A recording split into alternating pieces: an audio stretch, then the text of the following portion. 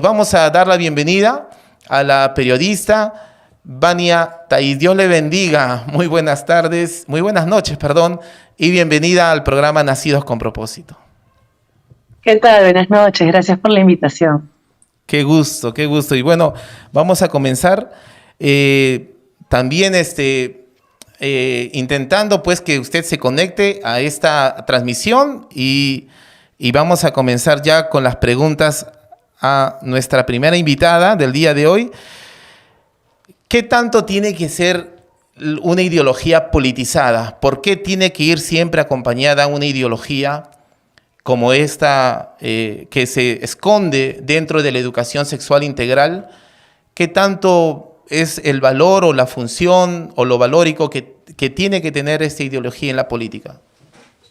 Lo que pasa es que tenemos que comprender que la ideología de género, que es lo que está detrás de esta política de educación, si quieren llamarla así, en realidad parte, o sea, ese es el engaño, ¿no? Esa es como la primera parte del engaño, ¿no?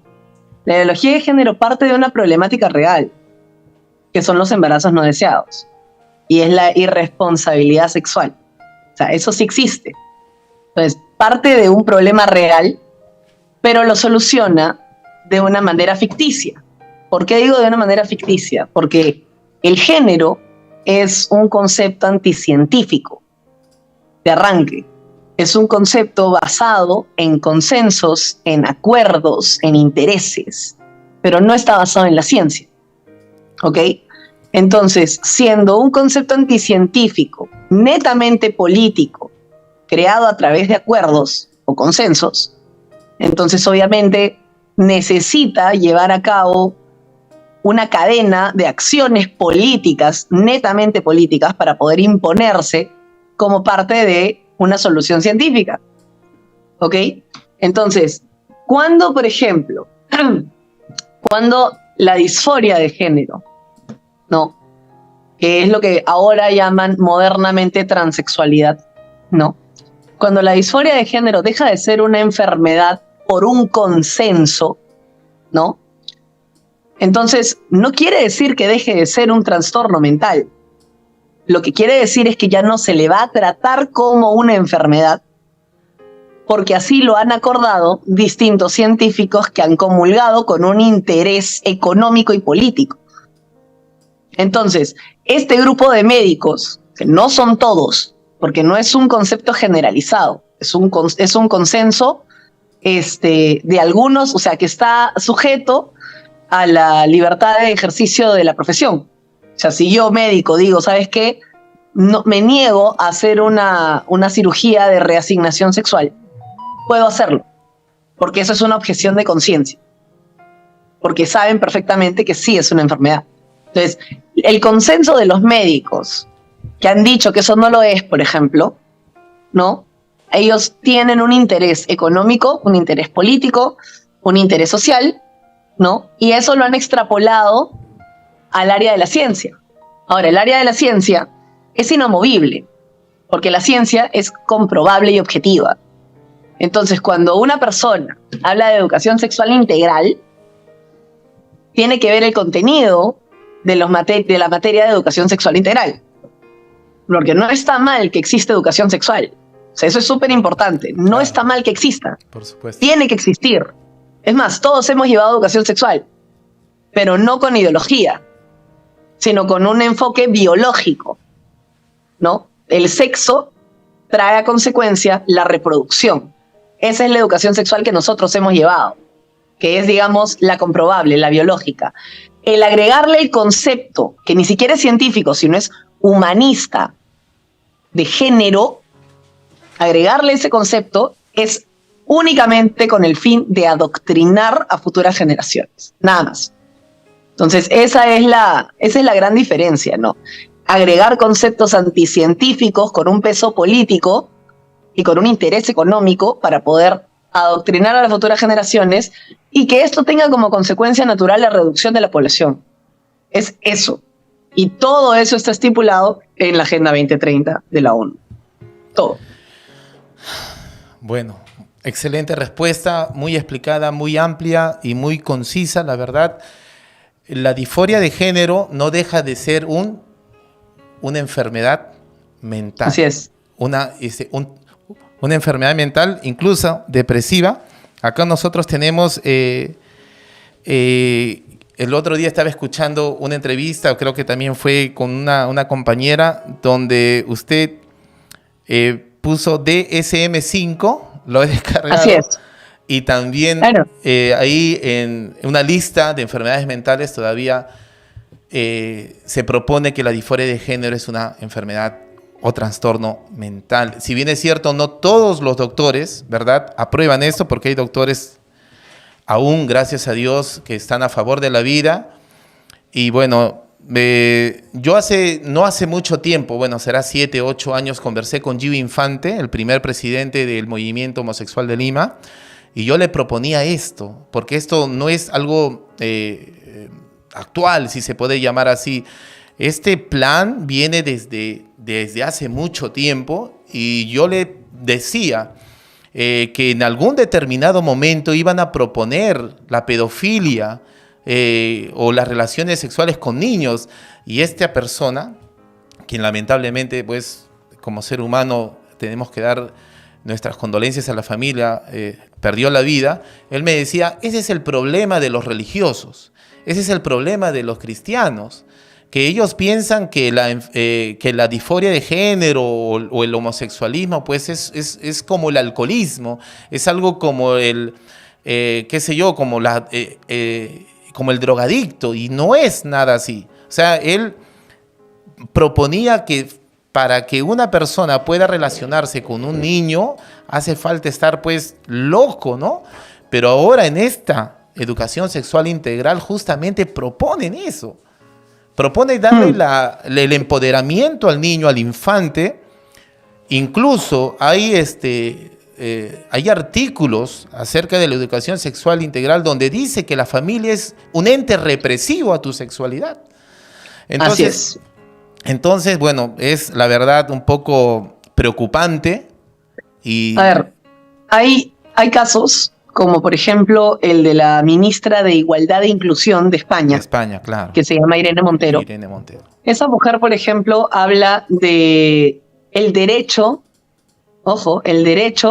de los niños, las niñas y les niñes. Cuando dices les niñes, ya estás sugiriendo que existen niños de género no binario, o sea, que no saben si son hombres o mujeres, o que son transexuales. Claro, presupones, ¿no?, ya una identidad de género. Exacto, presupones un abuso al infante, porque eso es lo que es, ya, un abuso al infante.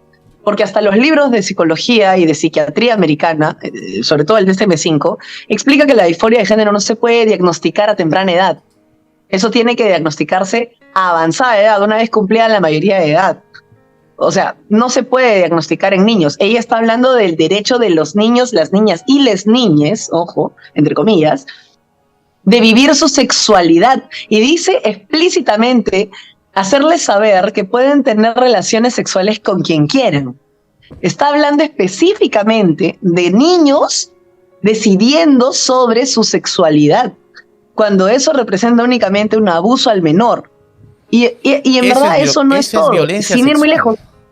Exacto, eso es violencia sexual. Pero más allá de eso, porque eso es un abuso al menor, estamos hablando ya, yendo a lo peruano, en el Manual de Educación Sexual Integral, específicamente el que está vigente en este momento y que no pueden cambiar, ese Manual de Educación Sexual sugiere que si el niño tiene, si el niño o la niña o el niñe, a Dios gracias no dice eso acá, pero todavía así lo quieren estipular, que si él quiere o ella quiere, puede acercarse a un profesor a conversar de esto. Y eso no tiene por qué saberlo la familia, no tiene por qué saberlo los padres. Y peor aún, sugiere que haya una reunión en un espacio cerrado y que no es necesario comunicárselo a los padres entre el alumno y el profesor, lo que genera situaciones de soledad y sin supervisión de los padres en un momento íntimo del niño con el profesor, que se presta a que haya violencia sexual. Por supuesto que sí. A eso están expuestos nuestros hijos en este momento. si es que quieren apelar a este manual de educación sexual integral, capacitación para docentes. Ahora, obviamente, los índices de violencia sexual a alumnos han incrementado porque ahora tienen la salvaguarda de hacer este tipo de cosas. Y el Estado está avalando que existan estos espacios. Ahora bien, hay que comprender también otra cosa. La disforia de género, ojo, como estoy diciendo, no se puede diagnosticar a temprana edad, porque eso está prohibido, pero tanto la homosexualidad como la disforia de género están dentro del espectro de los trastornos. Y en realidad el problema acá no es que exista personas con disforia de género. En realidad esas son personas enfermas que necesitan tratamiento y necesitan acompañamiento. Y de los cristianos necesitan misericordia y oración. Que sí, por supuesto. Porque esa es nuestra premisa. Amén. Pero ¿cuál es el tema de fondo? Que el Estado quiere involucrarse a un nivel en el que están quitándole una opción al ciudadano. Están limitando su espectro de opciones. ¿A qué vamos con esto? El ciudadano tiene derecho a recibir atención médica. ¿Ok? Porque ese se supone que es el rol protector del Estado en este momento, en una socialdemocracia como en el Perú, ¿no?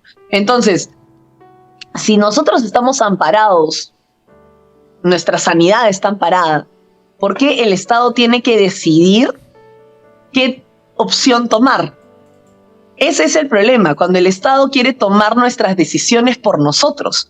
O sea, no le estás dando todas las opciones a la persona con disforia, le estás dando solo una, que es acéptate como transexual, claro.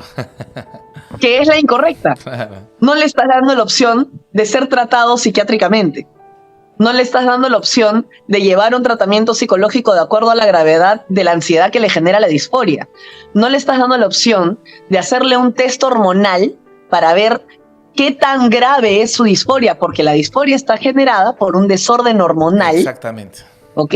Porque sí, es verdad, sí tienen características del sexo opuesto. O sea, eso no es mentira. Pero sí depende mucho de la carga hormonal, justamente. Exacto. O sea, si es un hombre con muchos estrógenos o progesterona, simple.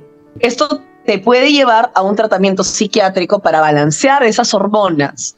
Un tratamiento hormonal y psiquiátrico para balancear tus hormonas y un acompañamiento psicológico para que te aceptes como lo que eres, un hombre. O al revés, para que te aceptes como lo que eres, una mujer. Pero no, esa no es la opción del Estado. La opción del Estado es afianzar las diversidades, ¿no? Entre comillas, crear como este gueto, ¿no? De personas transexuales o no binarias, que no se identifican con ninguno de los dos, o que un día se sienten mujeres, otro día se sienten hombres, ¿no? ¿Cómo ha pasado? ¿Para qué?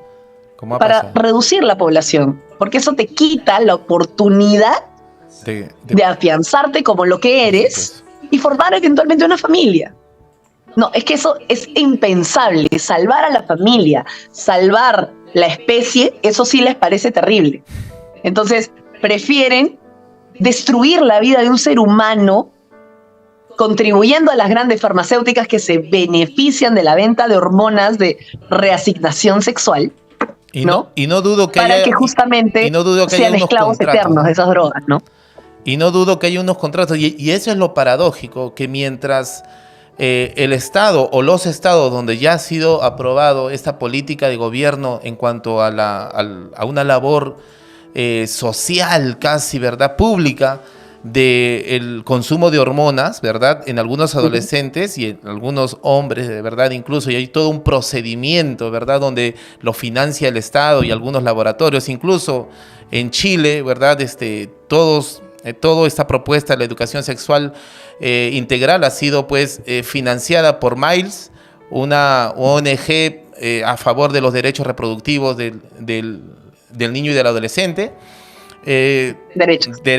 Exactamente, derechos reproductivos, ¿no? Derecho. Bueno, hay un sofisma ahí, ¿verdad?, que suena bueno, ¿verdad? Y eso es lo peligroso de la educación sexual, que es un caramelo de cianuro envuelto justamente en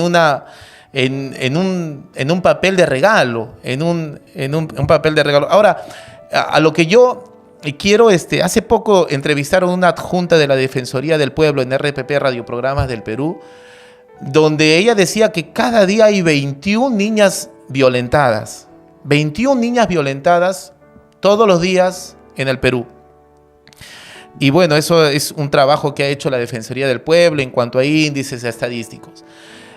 Y lo peor de todo, lo que me preocupó, Vania, permíteme que te tutee, lo que me preocupó todo no es que la culpa sea de la hipersexualización que estamos experimentando, no es la cosificación de la mujer. ¿Sabe de quién es la culpa? De un sector conservador que no permite que se apruebe la educación sexual integral, que mucha gente ciega totalmente conforme a su fe, a sus preceptos religiosos. Por culpa de ellos, 21 niñas sufren violencia sexual o violación todos los días. Imagínense. Primero, hay que aclarar, porque esto es bien interesante, insisto, ¿no? O sea, los que utilizan estas cifras, y lo dije muy claramente cuando estuve enfrente de la directora de proyectos de Promsex. Terrible esa entrevista. Esa que decía que la biología no define a la mujer, porque nada la puede definir y por eso ellos no pueden definir qué es una mujer. Ella lo que decía era los casos. Y es lo que utilizan estas personas. También lo utilizan las personas en la Defensoría del Pueblo. Hay 21 casos denunciados de niñas violentadas. Ojo con eso, porque casos denunciados son palabras, no están probados los casos. Si entras a Aurora, casos denunciados. Estadística probada, ya no hay. Y si te pones a pensar, los casos de muerte de varones, que siempre ha sido mayor, las últimas cifras que tenemos son del 2017. ¿Sabes por qué? Porque ahora el INEI, que es el Instituto Nacional de Estadística e Informática, tiene enfoque de género. Ojo. Entonces, desde ese momento, desde que el INEI tiene enfoque de género, todas las estadísticas son relativas al género. Ya no se habla de muertes de varones y mujeres porque obviamente va a salir que los varones mueren más. Se habla de feminicidios, que no es nada más que homicidios. Porque una mujer muera, no vale más la muerte. Exactamente. No es más pesado el homicidio porque fue perpetrado a una mujer.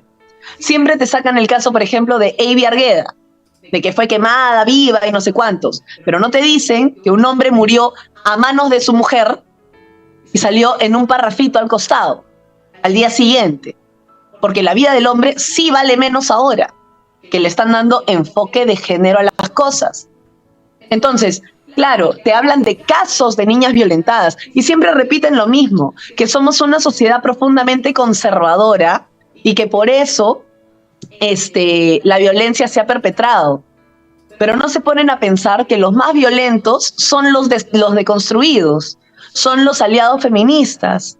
Los que violentaron a esta chica en Argentina, entre 6 personas, eran 6 aliades que se vestían de mujer, ¿no? Entonces, claro, tampoco hablan de Andrea Aguirre, que descuartizó a su mejor amiga por celos. Y ella era feminista, y su amiga también. ¿Me entiendes? Entonces, claro, no te hablan de estas cosas porque la masculinidad tóxica tiene la culpa, porque la sociedad profundamente conservadora tiene la culpa. Lo que pasa es que están picones, no es que la sociedad sea conservadora. La sociedad peruana es tradicionalista. Amén. Y tiene sentido común. Y sobre todo es cristiana. Y todavía profundamente cristiana. Claro. Entonces, ¿qué pasa? La agenda de ellos no es la agenda del Perú. Por eso no los eligen. Ellos escudan el hecho de que no los elija el Perú, ¿ok? Para decir que nosotros somos una sociedad conservadora, como si eso fuera malo. Conservamos lo positivo, lo correcto, lo que funciona. Y en el Perú lo que probadamente ha funcionado, así como en la historia de la humanidad, es la institución de la familia. Entonces, eso es lo que a ellos les molesta. Pero las estadísticas reales, esas que el INEI ya no está haciendo, prueban que el hombre muere más. Que el hombre toma trabajos de riesgo mucho más que las mujeres. Y por eso tiene más altas tasas de mortalidad. En el Perú, sin ir muy lejos, la mujer vive 20% más que el hombre. siempre. Y la última cifra que tenemos de eso es del 2020, antes de la pandemia. Y en la pandemia también murieron más hombres. Entonces, hay que tener en cuenta que lo que están promoviendo desde PromSex, desde Planned Parenthood, desde ¿quién más hace las estadísticas? El Ministerio de la Mujer, Aurora. Todos ellos hacen las estadísticas entre ellos y se van citando entre ellos. Y cuando tú les dices, pero ustedes hacen las estadísticas entre ustedes y entre ustedes se citan, te dicen, no, PromSex no hace las estadísticas. Bueno, hace algunas, ¿no? Sí las hacen, pues. Sí las hacen, claro, las hacen. Y ahora el INEI tiene enfoque de género y ahora sí citan al INEI. Y dicen que tiene acreditación internacional y todo lo que había conseguido hasta el 2017 haciendo estadísticas objetivas. En el Perú ya no hay estadísticas objetivas. Ya no hay. Ni siquiera nuestro Instituto Nacional lo hace objetivamente. Y ese es un problema gigantesco que tenemos desde hace por lo menos 3 años.